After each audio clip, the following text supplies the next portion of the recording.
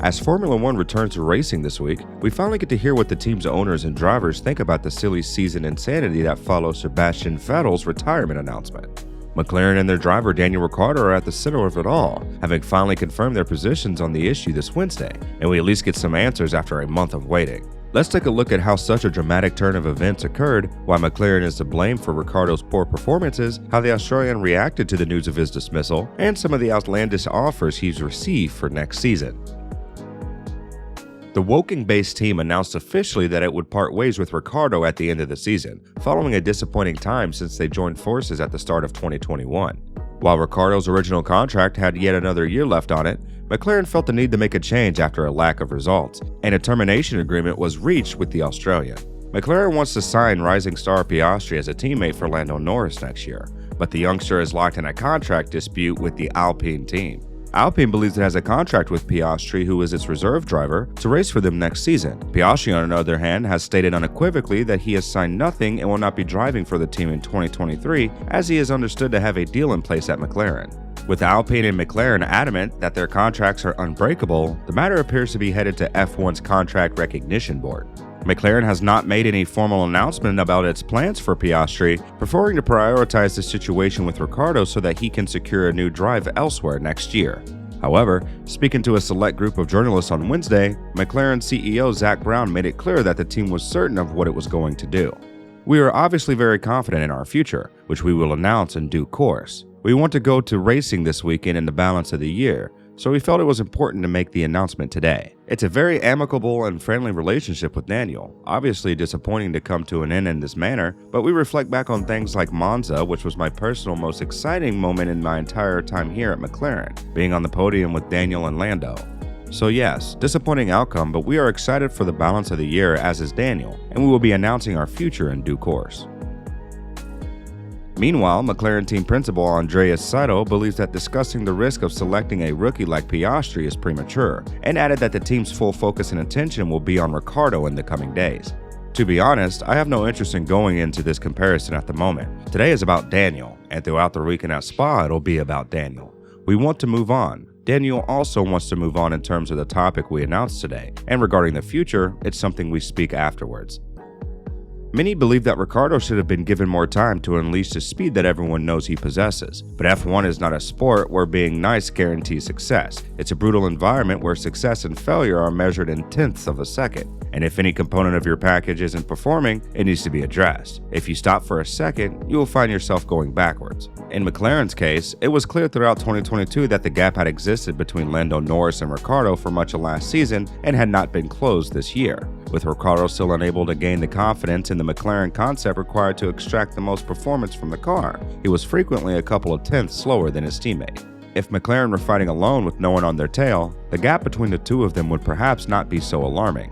But when you're stuck in an intense midfield battle, 3/10 can mean the difference between Q3 heroics and a Q1 exit. If you find yourself stuck in the lower reaches of the grid on Sunday, it will be extremely difficult to make progress and haul yourself closer to the front.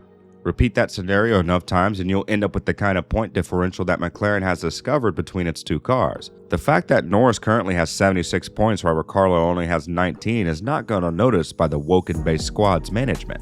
It's one of the biggest disparities between teammates on the grid, and for a team as ambitious as McLaren to return to the top, there were obviously legitimate concerns about the impact of a similar skew in 2023 if the F1 grid closed down. Whereas Ricciardo's points contribution currently has it battling Alpine for 4th place, the concern is that a 50-plus point deficit next year could cost 2 or 3 Constructors' Championship spots. That means less money for commercial rights, less interest from sponsors, and lower bonuses for McLaren employees. And Andreas Seidl makes no bones about the fact that an F1 team's job is to have a driver pairing that is evenly matched in order to get the most out of their car and realize its full potential. The goal is obviously clear. For any team on the grid, you want to have 2 drivers that are always in a position at each race weekend to extract the maximum from the package they have. Of course, the situation we have been in now with Daniel was not a good one with the struggles he had with our car. But at the same time, we had some shared challenges and are sharing the responsibility for not making it work. I will go far away from putting the blame on Daniel for our position that we are currently having in the Constructors' Championship, for example. In the end, the problem with Ricciardo was not that he lacked the ability and talent to succeed, it's that something just didn't click between him and the McLaren car concept. Earlier this year, the Australian compared the relationship between driver and car to that of dancing partners. They must become one if it's to work. They find themselves out of sync, then nothing works. Both McLaren and Ricciardo put a lot of effort to figure out why they weren't on the same page. However, with little sign of progress 18 months into their relationship, both may have had to accept that there was never going to be an answer. But while Ricciardo was rarely able to demonstrate his true potential at McLaren due to his struggles with the team's car concept, the team is clear that he cannot be blamed entirely for the situation. In fact, Saito claims that blame for how things turned out must be shared by both the squad and the driver for never finding the right solution. In terms of performance, I've said it before, for a Formula 1 driver pulling off performances, he obviously needs to be fully one with the car. And you remember all the comments Daniel made about his challenges. As I said before, we didn't simply manage together that he felt as comfortable in the car as Lando did, especially when it came to pushing the car to its absolute limit. We put in a lot of effort, a lot of commitment on the team side to see what we could do on the car side in order to help him. He put in a lot of effort as well with sessions and engineers, sim sessions as well. But we didn't manage to unlock these percentages that we were missing from time to time compared to Lando, and unfortunately, we couldn't solve that situation. While Ricciardo has shown signs of promise during his 18 months with the team, particularly his win at the 2021 Italian Grand Prix, he still trails teammate Lando Norris in terms of pace. And, with his departure at the end of the season now confirmed, he only has 9 races to claw back whatever he can and leave the team on a high note. In terms of what the Australian himself thinks of the situation, Ricciardo has been quick to state that he has no regrets about how things turned out, and that he chooses to focus on the positives during his time at McLaren. It's been a privilege to be part of McLaren racing family for the last 2 seasons, but following several months of discussions with Zach and Andreas, we have decided to terminate my contract with the team early and agree to mutually part ways at the end of this season, Ricciardo said on a team statement. I'll be announcing my own future plans in due course, but regardless of what this next chapter brings, I have no regrets and am proud of the effort and work I gave to McLaren, especially the win in Monza last season. I've enjoyed working with everyone at McLaren both trackside and back in Woking, and will be giving my all on and off track as we enjoy the remainder of the season together. I've never been more motivated to compete and be part of a sport that I love so much and look forward to what comes next.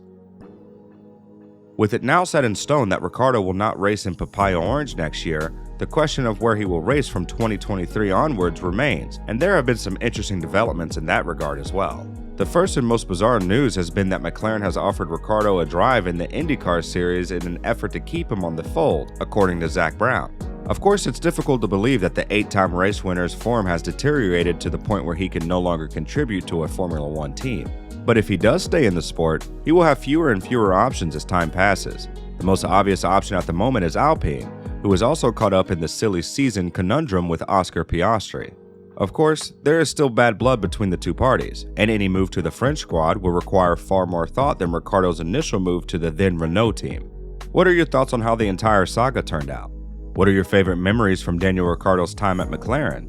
And what do you think will be his next move? Let us know in the comments section down below. And if you enjoyed the video, consider liking and subscribing. It helps us out a lot.